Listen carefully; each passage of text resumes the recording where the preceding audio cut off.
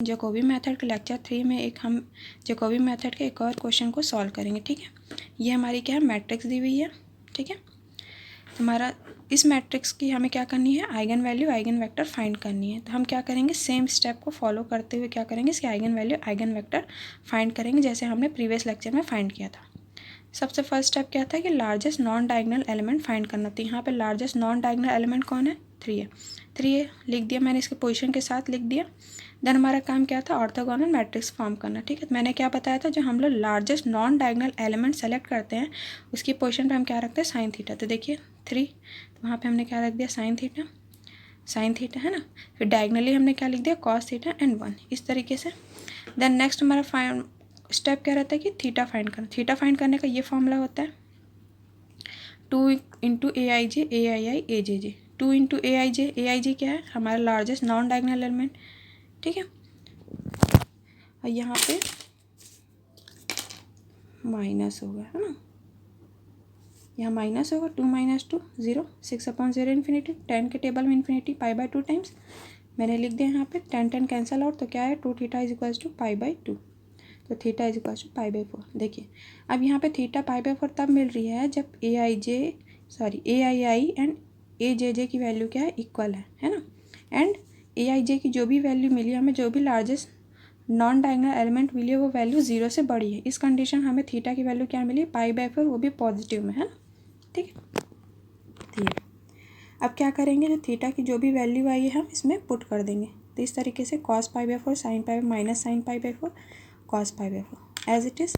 इसको सॉल्व कर दें तो हमें पता है cos π/4 की वैल्यू क्या होती है, 1/√2। sin π/4 की वैल्यू क्या होती है, 1/√2, हमने लिख दिया इस तरीके से। देन नेक्स्ट प्रोसीजर क्या होता है, ऑर्थोगोनल ट्रांसफॉर्मेशन, है ना। तो इसका ये मैट्रिक्स एंड ये टी एज इट इज़। ठीक है, देन जब हम इसको सॉल्व करेंगे इस मैट्रिक्स को, हमें क्या मिलेगी, ये वैल्यू मिलेगी। अब हम देख सकते हैं ये वैल्यू है क्या है, डायगोनल फॉर्म में नहीं, तो ये अगेन हमारे लिए एक मैट्रिक्स फॉर्म है। अगर ये अगर हम देखें तो ये मैट्रिक्स क्या है, सिमेट्री है। ठीक है, अगेन सेम स्टेप फॉलो करेंगे। अगेन हम यहाँ से क्या निकालेंगे, लार्जेस्ट नॉन डायगोनल एलिमेंट निकालेंगे, इस तरीके से 3/√2 आ गए। देन अगेन हम क्या, ऑर्थोगोनल मैट्रिक्स फॉर्म करेंगे। लार्जेस्ट नॉन डायगोनल एलिमेंट की जगह हम साइन थीटा रख लिया हमने, है ना, same procedure. Then next procedure क्या था कि थीटा फाइंड करना, तो इस फॉर्मूला से हम क्या करेंगे, थीटा फाइंड करेंगे। तो 2 into AIJ AII minus AJJ, तो 2 इंटू 3/√2 5 - 1। अब देखिए AII की वैल्यू क्या है यहाँ पे, अब इसको अगर हम cos थीटा की वैल्यू से के साथ इसमें कंपेयरिंग करें तो cos थीटा की वैल्यू पोजीशन क्या है, यहाँ पे 5 है। यहाँ से 5 लेकर इस cos थीटा के साथ इस पर कंपेरिजन करवाए तो इस cos थीटा का पोजीशन क्या है, A33 है। यहाँ पे A33 के पोजीशन पे क्या 1 है, यहाँ 1 लग गया, तो 5 - 1 क्या हो गया, 4। 3√2/4 कितना होता है, देखिए, तो 10 to theta is equal to 3√2/4 आ गया, है ना। अब इस 10 थीटा को मैं नीचे ले जाऊँगी तो क्या हो जाएगा, डिवाइड कर दूँ, क्या हो जाएगा, 2 थीटा 10 इनवर्स 3√2/4 हो जाएगा। तो 10 इनवर्स इसको मैंने सॉल्व करके लिखा है 1.0605। ठीक है, अब 10 इनवर्स की वैल्यू क्या होती है, 0.814751। इसके आगे भी वैल्यू थी, मैंने सिर्फ 5 की वैल्यू डेसिमल क्या 5 वैल्यू की कंसीडर की है। ठीक है, फिर 2 से हमने डिवाइड कर दिया तो हमें क्या मिली, ये वैल्यू मिली। ठीक है, अब इस थीटा की वैल्यू को हम क्या करेंगे, इसमें पुट कर देंगे, तो हमें ये वैल्यू मिलेगी। इस तरीके से हमने पुट कर दी। जब हमने वैल्यू पुट कर दी तो हमें कॉस की वैल्यू साइन की वैल्यू मिल गई, इस तरीके से। ये हमारे लिए सेकेंड ऑर्थोगोनल मैट्रिक्स फॉर्म हो गया। ठीक है,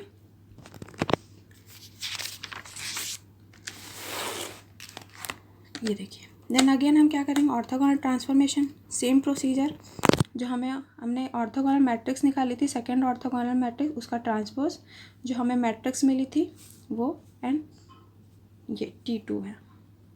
ठीक है, ये एनीवे सेकेंड ऑर्थोगोनल मैट्रिक्स, इसको एज इट इज़ लिख दिया। अब इसको जब सॉल्व करेंगे इस मैट्रिक्स को तो हमारी वैल्यू ये आएगी कुछ।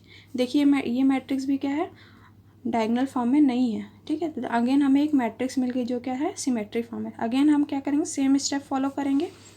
ये स्टेप इसी तरीके से हम तब तक फॉलो करेंगे जब तक हमें डायगोनल मैट्रिक्स फॉर्म नहीं मिल जाता है। ठीक है, तो अगेन हम सेम स्टेप प्रोसीजर फॉलो करेंगे।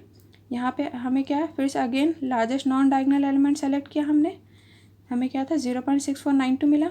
अगेन ऑर्थोगोनल मैट्रिक्स फॉर्म लिखा इस तरीके से। फिर 10 to थीटा फाइंड करना था, अगेन इस फॉर्मूला का यूज़ किया, 2 into largest non diagonal element को यहाँ रखा है AII AJJ। कॉस की वैल्यू कंपेयर करिए इसके साथ, इस कॉस की जगह -1 और इस कॉस की जगह ये वैल्यू मैंने रख दिया। इसको सॉल्व करने के बाद ये आई वैल्यू, ठीक है। तो मैंने क्या किया, इस 10 को नीचे ला के क्या कर दिया, डिवाइड कर दिया। तो क्या मिला, 2 theta tan inverse -1.197। tan inverse की वैल्यू क्या इसके साथ क्या होगी, -0.8748 थी। इस 2 को जब मैंने इसके साथ डिवाइड करा तो मुझे ये वैल्यू मिली। अगेन इस थीटा की वैल्यू को मैंने क्या किया, इसमें पुट किया, ठीक है। ये तो हमारी वैल्यू कुछ ये आई जब हमने थीटा की वैल्यू पुट की, ठीक है। Then same procedure orthogonal transformation, हमने फिर से फाइंड किया, ऑर्थोगोनल ट्रांसफॉर्मेशन फिर से सॉल्व किया इस तरीके से। जो थर्ड ऑर्थोगोनल मैट्रिक्स थी उसका ट्रांसपोज, जो A2 हमें मैट्रिक्स मिली थी सॉल्व करने पर, और ये T3 थर्ड ऑर्थोगोनल मैट्रिक्स, ये एज इट इज़। इसको सॉल्व करने से हमारी ये वैल्यू आई। अब ये दे सकते हैं कि ये वैल्यू भी क्या है, डायगोनल मैट्रिक्स के फॉर्म में नहीं है, ठीक है। देन अगेन ये हमें क्या मिली, एक मैट्रिक्स के फॉर्म में मिली जो क्या है सिमेट्री है। तो हम अगेन इसके लिए सेम स्टेप फॉलो करते हुए वो सॉल्व करेंगे। Again largest non diagonal element follow करेंगे। देन इस अब सेम प्रोसीजर 0.832। अब ये क्या, लार्जेस्ट नॉन डायगोनल एलिमेंट। अब इसके जगह हम क्या करेंगे, साइन थीटा पुट करेंगे एंड इसके डायगोनली हम क्या पुट करेंगे, कॉस थीटा, है ना। और ये कॉस थीटा के स्ट्रेट में 1 है ना। देन अगेन थीटा फाइंड करने का फॉर्मूला यूज़ करेंगे इस तरीके से, 2 cross AIJ 2 into AIJ AII minus AJJ, है ना। 2 इंटू 0.832 -0.3073 प्लस 0.6078। यहाँ ये कॉस की वैल्यू का आप कंपेयर कर लीजिए, जिसके साथ आपको यहाँ पे वैल्यू पता चल जाएगी, ठीक है। तो ये तो हमें क्या मिला, tan 2 theta 0 is equal to 5.5374, ठीक है। 10 को नीचे ला के डिवाइड कर दिया तो क्या हुआ, 2 theta is equal to tan inverse 5.5374। Then 2 theta, तो 2 को मैंने क्या किया, जो tan इनवर्स की वैल्यू आई थी उसके साथ मैंने डिवाइड कर दिया तो मुझे थीटा की कुछ ये वैल्यू मिली। अब आप देख सकते हैं यहाँ पे जो भी थीटा की वैल्यू आ रही है, ये यहाँ पे ये है, यहाँ पे थीटा की वैल्यू डिफरेंट इसलिए आ रही है, क्यों, क्योंकि यहाँ पे अब जो हमें AII और AJJ है, AII और AJJ वो क्या है, उनकी जो वैल्यू है वो सेम नहीं है ना। इन दैट कंडीशन हमारी जो थीटा की वैल्यू होगी वो क्या होगी, डिफरेंट आएगी, π/4 से डिफरेंट आएगी, ठीक है। ये ठीक है। एक और कंडीशन बताती हूँ, अगर AIJ की वैल्यू 0 से छोटी होती है, ठीक है, इन दैट कंडीशन हमें जो थीटा की वैल्यू मिलेगी वो -π/4 मिलती है। कब, जब AII AJJ इक्वल हो, ठीक है। अगर हमारी जो largest non diagonal element value 0 से छोटी होती है और AII AJJ की वैल्यू क्या होती है, इक्वल होती है, इन दैट कंडीशन हमें थीटा की वैल्यू क्या मिलती है, π/4 इन नेगेटिव, है ना। अगर ये AIJ यानी कि लार्जेस्ट नॉन डायगोनल एलिमेंट 0 से बड़ी होती एंड AII और AJJ की वैल्यू क्या होती, इक्वल होती है, इन दैट कंडीशन हमें थीटा की वैल्यू π/4 मिलती विथ पॉजिटिव साइन। क्लियर है ये। तो देखिए ये, तो हम ये देख रहे थे, हमें मैट्रिक्स मिल गई जो कि नॉन डायगोनल थी। हमने सेम प्रोसीजर फॉलो करते हुए largest non diagonal element consider किया। देन इसके लिए हमने क्या किया, ऑर्थोगोनल मैट्रिक्स फॉर्म किया। देन थीटा एंगल फाइंड करने के लिए हमने इस फॉर्मूला का यूज़ करते हुए हमने क्या किया, थीटा की वैल्यू फाइंड की। यहाँ पे 2 into largest non diagonal element and cos की वैल्यू जब सॉल्व किया तो मुझे क्या मिला, -1.197, है ना।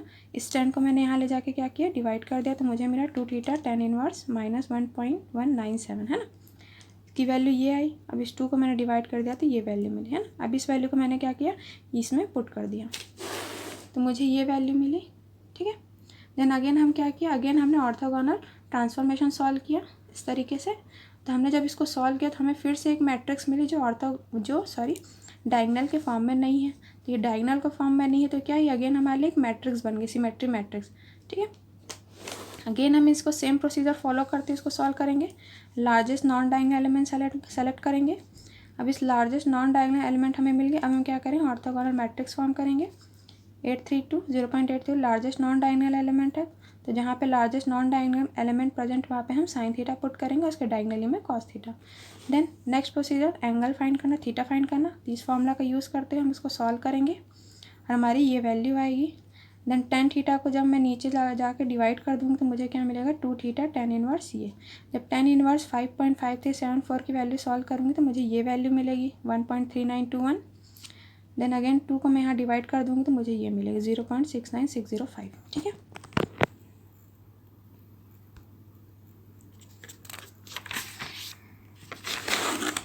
मैंने जब T4 में थीटा की वैल्यू पुट की, ठीक है, तो मुझे ये वैल्यू मिली, ऑर्थोगोनल मैट्रिक्स मिली T4, fourth orthogonal matrix form मिल गया।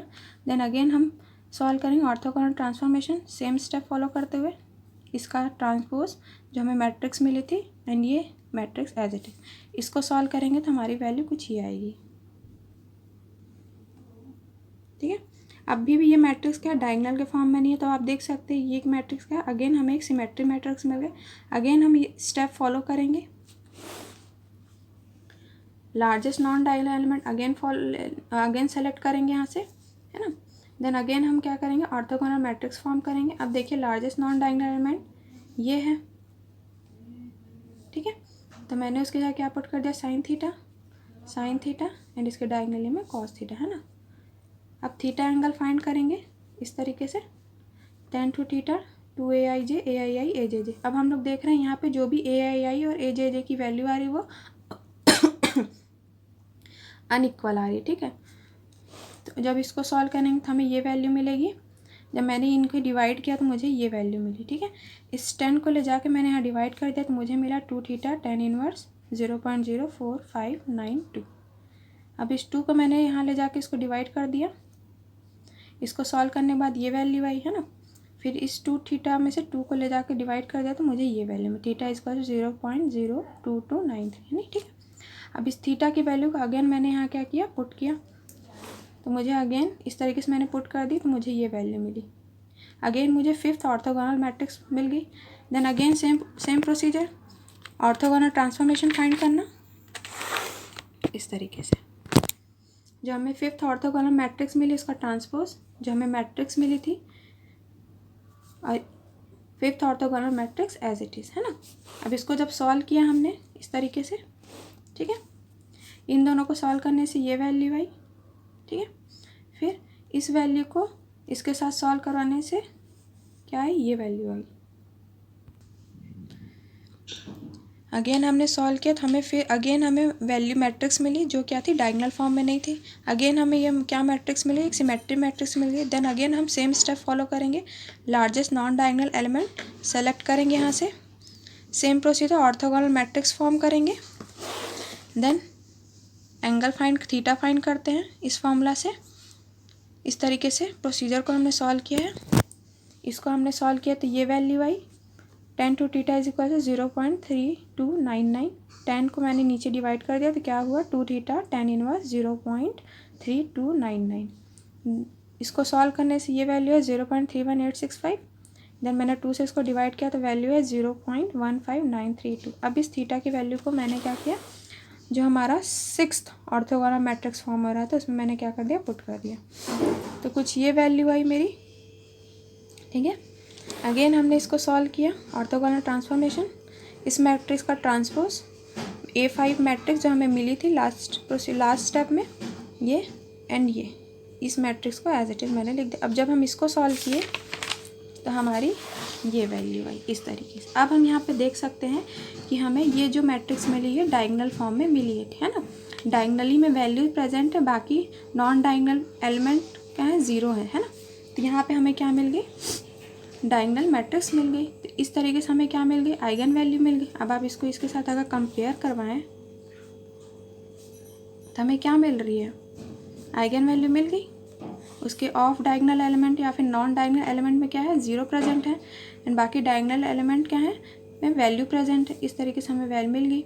अब हमारा नेक्स्ट स्टेप क्या, आइगन वेक्टर फाइंड करना। तो आइगन वेक्टर कैसे मिलेगी, जितने भी हमने ऑर्थोगोनल मैट्रिक्स फाइंड किए थे उन सबको हम क्या करेंगे, मल्टीप्लाई करेंगे इस तरीके से। इन 6 मैट्रिक्स हम क्या करेंगे, जब सॉल्व करेंगे तो हमें क्या मिल जाएगा, और आइगन वैल्यू वेक्टर मिल जाएगा इस तरीके से। तो ये आपका क्या है, पहला आइगन वेक्टर, ये आपका है दूसरा आइगन वेक्टर, एंड ये है आपका थर्ड आइगन वेक्टर।